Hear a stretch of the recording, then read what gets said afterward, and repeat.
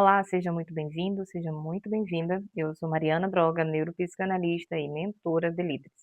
E hoje nós vamos falar de um assunto muito importante na liderança, que é o custo invisível dos líderes que evitam conflito. A gente sabe que o ambiente organizacional é muito desafiador.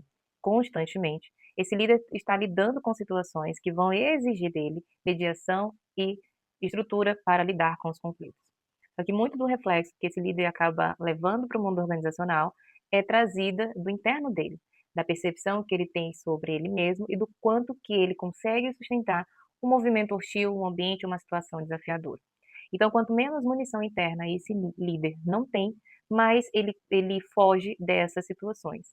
Então, sempre que você vê um líder onde ele não consegue lidar diretamente com uma situação desafiadora, é porque dentro dele ele não tem um repertório significativo ao ponto de ter situações e se projetar para resolver essas situações.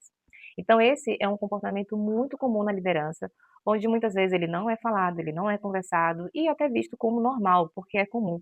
Acontece tantas vezes que você já acaba analisando a situação e entendendo que aquilo já se tornou parte do ambiente. Só que isso é muitas vezes confundido com maturidade. Então, quando a gente vê determinado líder em uma situação de conflito, onde ele tende a se calar, se silenciar, não se posicionar, e às vezes é tido até como uma referência de uma pessoa complacente que consegue sair muito bem de uma situação difícil, isso acaba sendo confuso, inclusive para os próprios liderados. Como é que eles interpretam essa informação e como é que eles olham para aquela atitude do líder como algo a ser seguido? Mas o que muita gente não fala é do prejuízo que isso acaba gerando. Por quê? Você enfrentar um conflito não significa que você vá para um campo de batalha, você vai armado, no sentido de ter que lutar contra alguém. A primeira batalha que você vai ter que vencer é a batalha interna. Então, quando você tem um conflito que exige de você sair de um lugar, buscar um repertório interno para que você tenha um posicionamento, isso aí sim vai te tirar desse lugar de buscar uma segurança interna. Então, eu não entro no conflito, eu não entro no embate, porque internamente eu não gosto de lidar com isso. Mas isso, na verdade, significa que a pessoa ela não tem uma estrutura interna para lidar com algo que está fora do seu alcance, fora do seu eixo. Então, o que muitas vezes é entendido como inteligente, uma saída inteligente de um conflito, nada mais é do que uma fuga. Uma fuga em colocar para fora, em se posicionar, trazer clareza sobre aquilo que ele pensa, mas não somente trazer, mas ele ter uma sustentação interna. Porque não é só sobre eu não fugir do conflito. Não é só sobre eu chegar lá e encarar as coisas, mas é eu entender porque eu estou tendo essa atitude. É eu saber o que de fato o outro quer com aquela situação, o que as duas partes almejam de solução e como é que eu posso chegar a um denominador e um resultado sem que interfira no bem maior, que é o resultado da empresa. Então, muitos líderes, eles evitam o conflito, primeiro, porque eles têm uma sensação de incapacidade. Então, no entendimento deles, eles não têm informação suficiente para saber argumentar. Então, muitas vezes você percebe que o líder ele não consegue trazer argumentos sustentáveis. Então, ele evita aquele conflito. Então, não é que ele não tenha conhecimento, ele não consegue estruturar isso dentro de uma linha ao ponto de expressar. Então, eu vou lá, eu vou dividir com a pessoa a qual eu preciso transferir a informação, só que eu começo a entrar no senso de insegurança, que é uma outra camada, que é tudo isso que está por trás. Então, quando a gente olha para o comportamento, a gente não está olhando apenas da forma com que ele se projeta, da forma com que ele fala, da forma com que ele expressa isso, mas o que está por trás disso? O que ele carrega internamente que leva ele àquela situação? Então, muitas vezes, esse líder, quando ele não vai para o confronto, e aqui o confronto não necessariamente precisa ser uma batalha hostil, mas quando ele não se posiciona, ele está nada mais e nada menos do que escondendo uma ferida infantil de insegurança. Essa necessidade que muitos líderes carregam de ter que agradar, de eu não posso ferir o ego do outro, eu não posso me posicionar, porque senão a outra pessoa ela vai se magoar muito. Só que então, quando eu não me posiciono de maneira coerente, eu é que estou guardando isso para mim. Sou eu que estou levando para dentro da minha equipe essa falta de posicionamento. E o que ele não percebe é que a equipe acaba retendo esse comportamento. E aí ele vai ter dois extremos. Ou ele vai ter uma equipe que é muito reativa, porque ela vai ficar sensibilizada pelo fato do líder não ter posicionamento, então ela começa a descredibilizar esse líder, então ela não vê mais ele como referência, porque em situações do dia a dia onde ele deveria defender o setor, ele não consegue se posicionar. Então ele não tem uma estrutura ao ponto de ser uma referência para essa equipe. Então a equipe começa a descredibilizar esse líder. Em outro extremo, a equipe ela também vai associando aquele comportamento e ela vai repetindo esse comportamento. Então, até mesmo diante dos colegas do mesmo nível hierárquico, ou então de outros setores, ela também não consegue se posicionar. A gente precisa entender que cada departamento ele tem uma missão que precisa ser entregue. E esse líder tem o papel principal de fazer com que essa missão ela possa ser cumprida. A partir do momento que a equipe ela entra nesse mesmo estado evitativo que o líder tem por essa insegurança interna, eles também começam a sabotar o processo da missão que precisa ser concluída. Então, muitas vezes, esse conflito ele é permeado por essa insegurança interna, uma necessidade de agradar todo mundo, uma insegurança de que eu não posso confrontar. E muitas vezes, quando ele não consegue ir para esse confronto, ele está refletindo ali as suas figuras de representatividade. E que figuras são essas? As pessoas ali que contribuíram para o processo de desenvolvimento infantil desse líder. Então, as pessoas como pai, mãe, pessoas que foram as figuras ali que contribuíram na sua infância.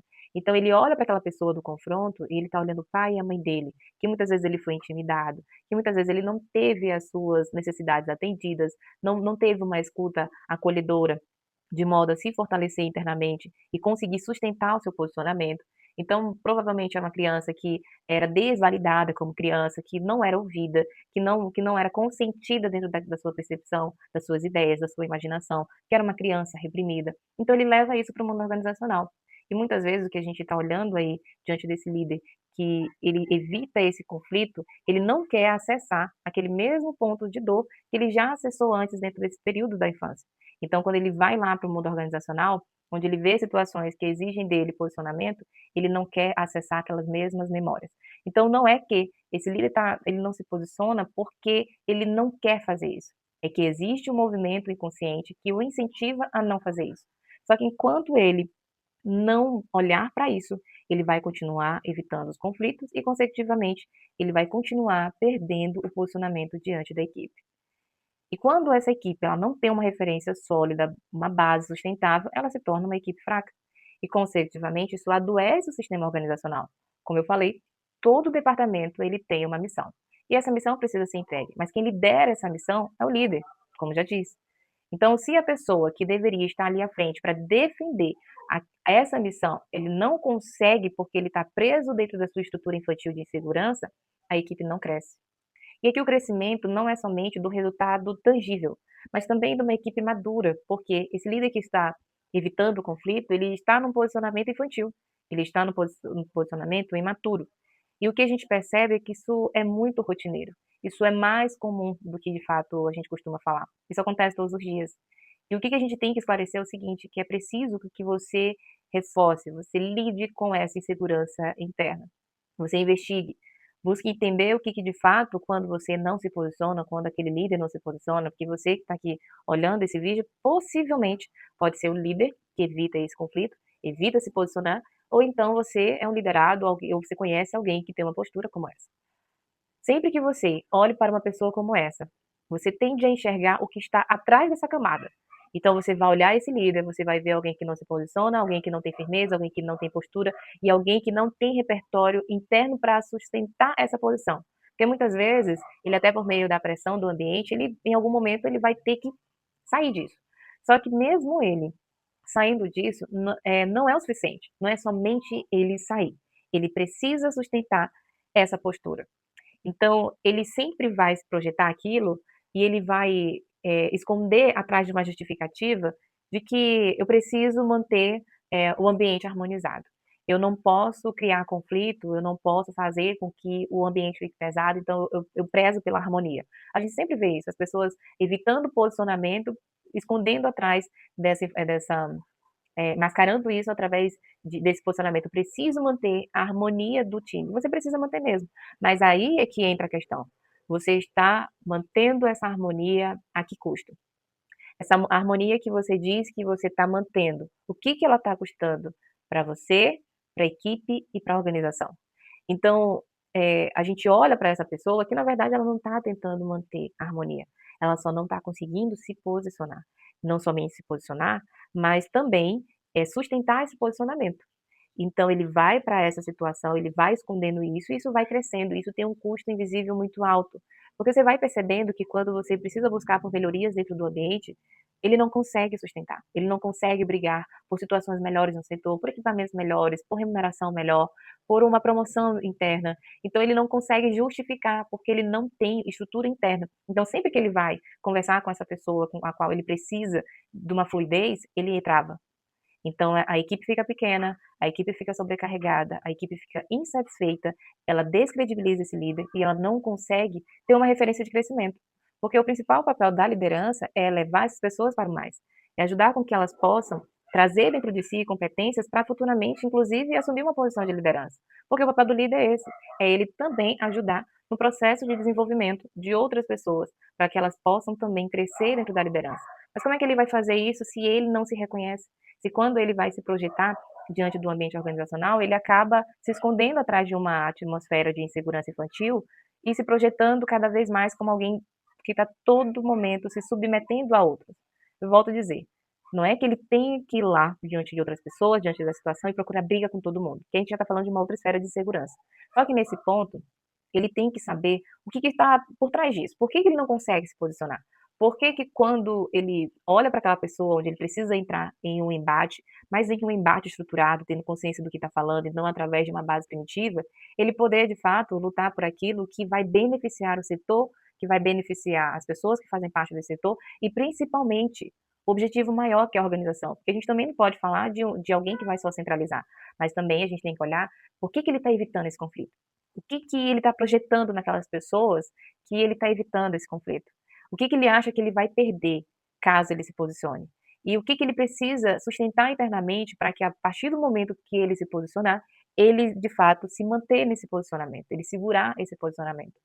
Então, aqui a gente começa a perceber que a falta dele de ir para esse lugar, de evitar esse conflito, nada mais é do que um reflexo interno daquilo que ele carrega como história de vida, daquilo que ele carrega como projeção de autoridades, da primeira referência de fato que ele teve da liderança, que primeiro é a liderança dentro de casa.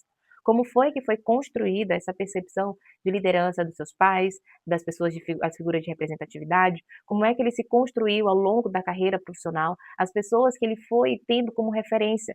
Será que ele tinha líderes muito agressivos que levou ele para esse lugar ao ponto de ele ser uma pessoa reprimida?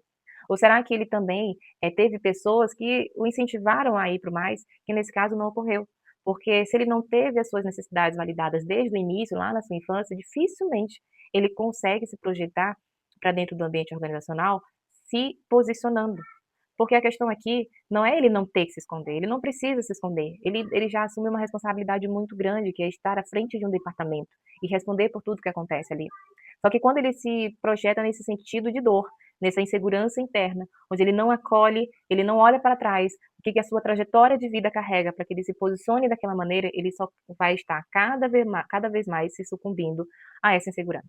Então, cada vez mais ele vai estar buscando essa validação interna, tentando não desobedecer as pessoas, as figuras de representatividade, porque embora ele esteja dentro de um ambiente organizacional, ele ainda está refletindo o pai e a mãe naquelas pessoas que ele não consegue. Então, ele é como se inconscientemente ele estivesse dizendo que ele não pode falar alto, ele inconscientemente está dizendo, eu não posso desobedecer, eu não posso dizer não. Então, ele está sempre projetando essa necessidade primária dele nessa figura de representatividade, então ele está evitando o embate, porque ele não pode ser aquela criança que se posiciona, aquela criança criativa, aquela criança que sabe o que fala e por que fala, onde ele parte de uma segurança interna. Então, como ele não tem essa base interna construída, ele não consegue se posicionar. Só que isso tem um custo invisível muito alto dentro das organizações. Desse modo, esses problemas, eles vão crescendo. Imagina como a água.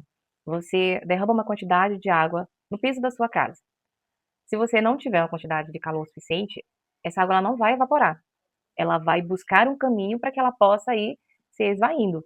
Nesse sentido, quando o líder ele não toma o posicionamento que ele precisa, brigando por melhores resultados, se posicionando diante de outras lideranças, sabendo defender a sua ideia diante de outras pessoas, defendendo a sua equipe quando necessário, buscando melhorias para o setor, para as pessoas, para o seu trabalho, buscando promoções internas, buscando o crescimento da sua própria equipe e do seu próprio crescimento, essa água que ela deveria ser fluida, ela vai buscando lacunas.